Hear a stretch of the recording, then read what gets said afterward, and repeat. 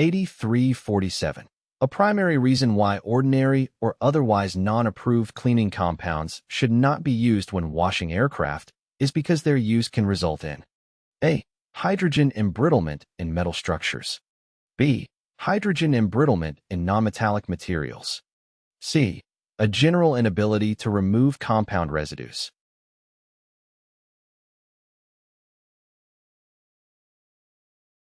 The correct answer is A. Some commercial building materials that are not allowed for usage may react chemically with certain metals used in aircraft construction. This reaction produces hydrogen gas, which can be absorbed by the metal and result in nitrogen embrittlement, weakening the metal and increasing the risk of failure and breaking. Q8348. How can magnesium engine parts be cleaned? A. Soak in a 20% caustic soda solution.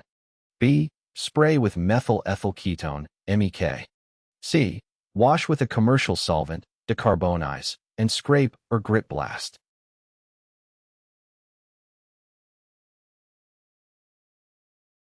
The correct answer is C.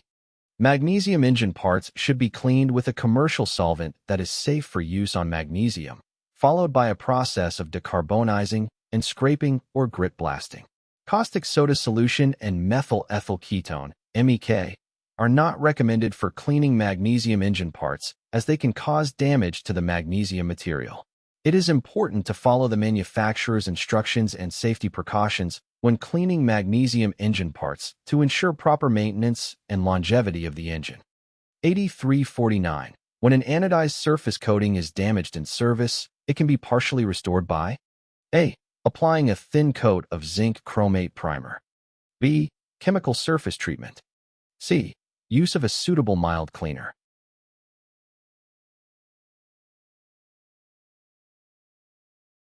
The correct answer is B. When an anodized surface coating is damaged in service, it can be partially restored by a chemical surface treatment to remove the damaged layer and allow for a new layer of anodizing. Applying a thin coat of zinc chromate primer or using a mild cleaner will not restore the anodized surface coating. It is important to follow the manufacturer's instructions and safety precautions when performing chemical surface treatment to ensure proper maintenance and longevity of the material. 8349-1. For which of the following reasons would a water break test be conducted? A. To make certain that a newly alidized aluminum surface is sufficiently coated. B. To make certain that a bare metal surface is thoroughly clean. C.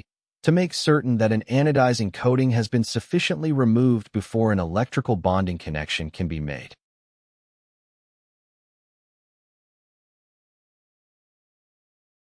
The correct answer is B.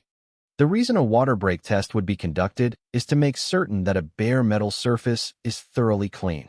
A water break test is used to check for the presence of any surface contaminants, such as oils or greases, on a metal surface. The test involves applying a thin layer of water to the surface and observing whether or not it forms a continuous film. If the water breaks up into droplets, it indicates the presence of contaminants, which need to be removed before further processing. 8350. Select the solvent recommended for wipe down of clean surfaces just before painting. A. Aliphatic naphtha. B. Dry cleaning solvent. C. Aromatic naphtha.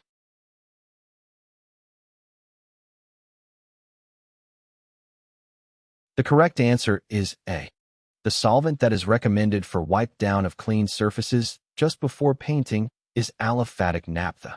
Aliphatic naphtha is a slow-evaporating, low-odor solvent that is commonly used for cleaning metal surfaces prior to painting. It is effective in removing any remaining grease, oil, or other contaminants that could interfere with the adhesion of the paint. Aromatic naphtha and dry cleaning solvents are not recommended for this purpose as they can leave behind residue or cause damage to the surface.